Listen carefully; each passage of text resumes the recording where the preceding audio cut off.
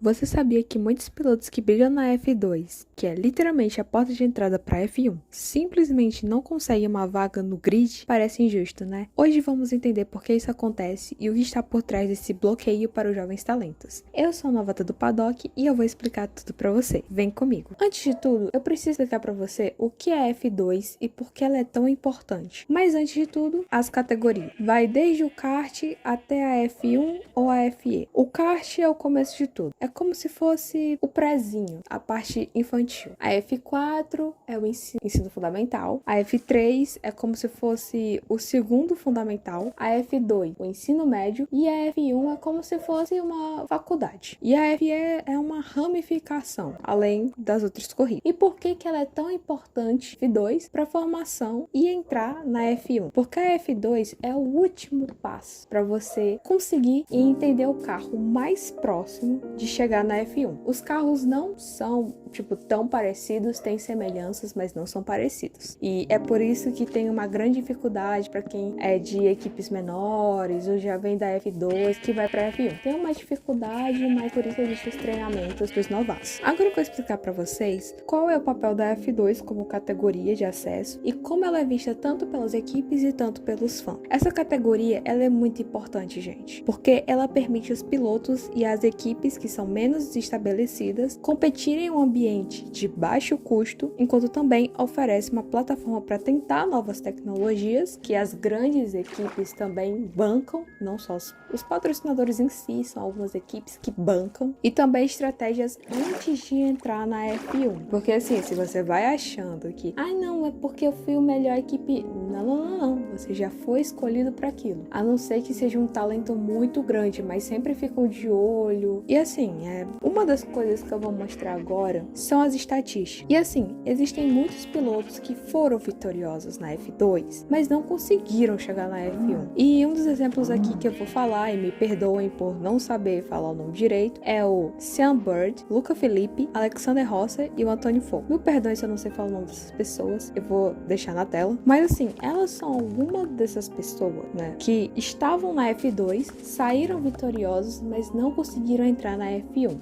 Outro dado aqui que eu quero mostrar é quantos campeões da F2 nos últimos 10 anos realmente migraram para F1. E aqui eu vou falar só sobre alguns que vocês devem conhecer, conseguiram passar da F2 para F1, que foi o Pierre Gasly, Charles Leclerc, George Russell, Oscar Piastri, Gabriel Bortoleto, Kimi Antonelli e Oli Berman. E eu vou dar uma ênfase muito grande no Kimi Antonelli, porque para quem não sabe, para quem não conhece a história, ou para quem sempre pensa, o Kimi Antonelli não fez F2, ele pulou essa parte. Assim, não é que ele não fez a F2, é que mesmo ele não tendo o desempenho do vencedor daquela época, a Mercedes, ela viu no Antonelli, basicamente, nossa, ele é habilidoso. Porque assim, eu acho que muitas pessoas novatas devem pensar assim, nossa, se a pessoa, ela sempre ganhar, ela é a melhor. Não exatamente. Existem muitas pessoas que são habilidosas, que mesmo não ganhando, possuem habilidade e recebem muito patrocínio. Não é sempre o campeão que ganha as coisas. Claro que tem muitos privilégios, mas nem é sempre assim. E eu tô dando muito ênfase nele, porque mesmo que o Kimi não tenha conseguido ser o campeão na época, antes de ter a superlicença, a Mercedes, ela viu aquilo como, vamos fazer a mesma coisa que queríamos ter feito com Max Verstappen. Sim, Max Verstappen já tentou entrar, já teve na lista da Mercedes, só que a Mercedes, ela deu um tiro no próprio pé, né? Mas vamos deixar de lado. E assim, muitos desses pilotos estão se mostrando, tanto o Kimi e o Berman, porque eles são novos, eles já vêm se mostrando muito competentes nos trabalhos deles. Só que aí, eu vou falar de uma coisa aqui, que mesmo com as vitórias e bons resultados, existem pessoas que ficaram no caminho, que estrearam, mas ninguém se lembra dessas pessoas.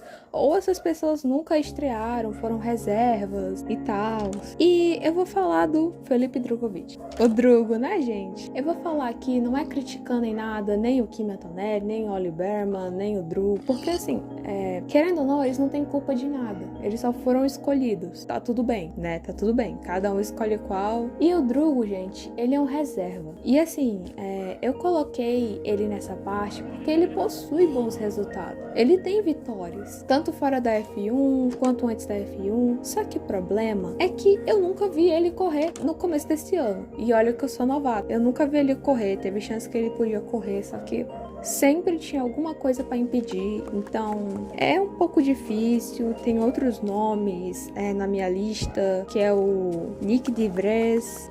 Tem alguns nomes também, só que eu queria deixar o Drugo muito específico. E assim, todo mundo possui talento. Só que você tem que ter mais talento do que os talentos que eles querem. Do tipo Max Verstappen. Max Verstappen conseguiu qualificação, pole, conseguiu batalhar contra o campeão.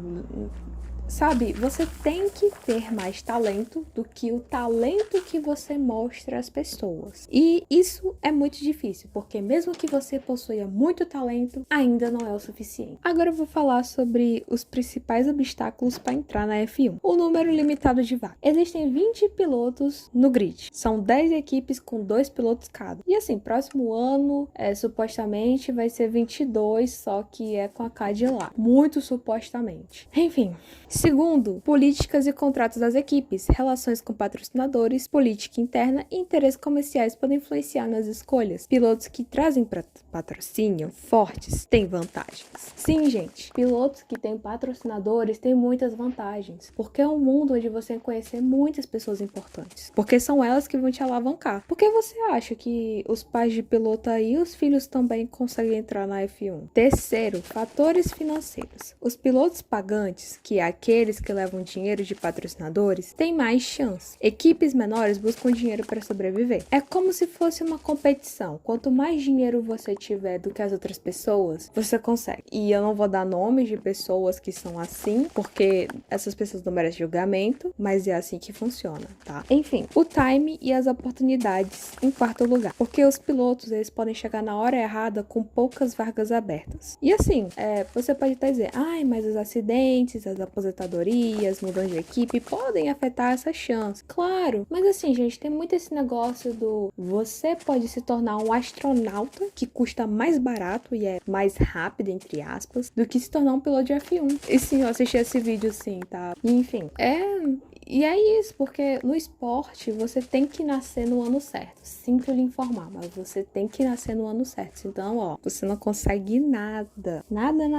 Eu vou abordar o lado mais humano agora. Enfim, eu peguei alguns depoimentos e citações de pilotos que falaram sobre algumas dificuldades. Nem todas são citações por inteiro. Algumas eu peguei de alguns sites que falavam algumas coisas. E, sabe, Wikipédia, acho que é Grande Prêmio, se eu não me engano, uns blogs que eu achei. E eu achei 2, que foi do Nick de Vries, e eu não sei se é assim, Vries, desculpa, gente, e o Giorgio Pantano. Enfim, o primeiro, ele tá falando da pressão dupla, que desde o segundo final de semana tinha muita gente falando sobre a demissão dele. E assim, ele já ia ser demitido, só que ele só descobriu porque a mídia falou pra ele. E tem o Giorgio, que meio que falou que só o Bernie, quem não conhece, vou deixar aqui na foto, que ele realmente falou pra pessoa assim, olha, essa pessoa aqui vai sair, essa pessoa aqui, vai se demitir, essa pessoa aqui não tem vaga, ele falou logo na cara. E eu vou deixar as citações também no vídeo. Dito tudo o que eu disse nas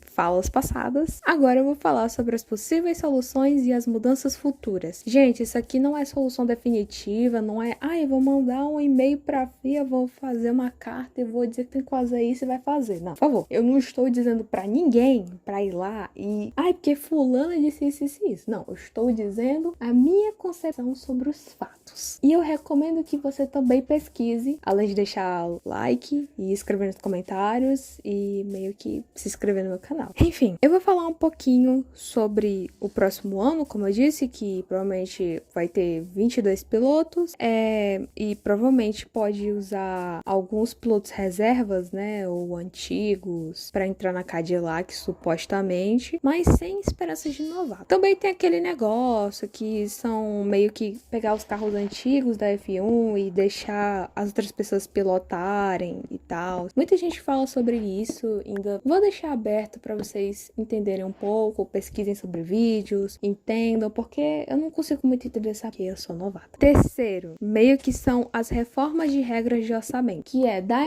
uma chance, né, dar chance a equipes menores. Assim, eu tenho um grande, não é preconceito, mas eu tenho uma grande barreira sobre isso. Porque, querendo ou não, as equipes de ponta precisam de mais dinheiro para serem equipes de ponta. E as equipes menores são equipes que, assim, acho que na cabeça deles, o que eu acho que na cabeça deles é que se deixar todo mundo igual, não vai ter competição. E assim, as equipes menores estão se dando muito bem esse ano, como o Berman, né, na Haas, também tem a Alpine, né, com o Gasly, a Aston Martin. A Aston Martin não é pequena, mas assim, ficava no fundo do grid. Então, supostamente, tem um negócio aí chegando, mas não vou dizer nada. E por último, os investimentos em talentos independentes, menos dependentes de patrocinadores, que seriam as pessoas novas, como o Paul Aron. Pra quem não conhece, ele tava pilotando no TL1, eu acho que foi na Áustria. Teve o Alex Dunning e o Howard Lindblad, acho que é alguma coisa assim. Eu não sei muito bem o nome dos pilotos, gente, desculpa, eu vou deixar aqui na tela também. Essas pessoas, não ouvi muito falar sobre elas, só que eu achei elas muito boas. São novatos, estão aprendendo, e eu também tô aprendendo junto com vocês, né? Claro que eu não vou saber quem é quem, porque eu também sou nova nisso, e eu também tô vendo outras áreas, F4, F3, F2, FE também, além da F1 no caso, e nas outras competições. No fim, é muito importante a gente discutir sobre os pilotos da F2 não conseguirem vaga na F1, e é necessário porque a gente precisa de novos desafios, a gente precisa de rostos novos, porque querendo ou não, tem um monte de gente que quer sair da F1, porque seguimos aquele sonho, do tipo, eu quero passar da F4 pra F3, eu quero ir pra F2, eu quero ir pra F1, eu quero ganhar um sprint, eu quero ganhar uma qualificação, eu quero ganhar uma corrida, eu quero bater o melhor recorde de velocidade. E no fim, sobra o quê? Então tem um monte de gente saindo porque às vezes não aguenta mais a equipe, supostamente. Tem alguns que já querem se aposentar e tentar outros esportes, supostamente. Tem também outros que parece que não tá dando resultado certo, supostamente, que eu penso, tá? Não é a equipe, é o que eu penso, supostamente, por favor. Mas eu convido você a comentar sobre a sua opinião. Você acha que a F1 deveria abrir mais vagas? Deveria abrir outras ramificações? Também tem a F1 Academy de mulheres. Você acha que eu tava me esquecendo? Não tava não, viu? Eu não tava mesmo. A F1 Academy está formando mulheres para se tornarem as próximas pilotos de F1. E eu colaboro com esse progresso. Mas, ou você pensa que mudar as regras para dar uma chance aos talentos da F2? Deixe suas opiniões aqui no comentário, não esquece de deixar like e siga-me no meu canal. Se quiserem mais informações, peça por mais vídeos.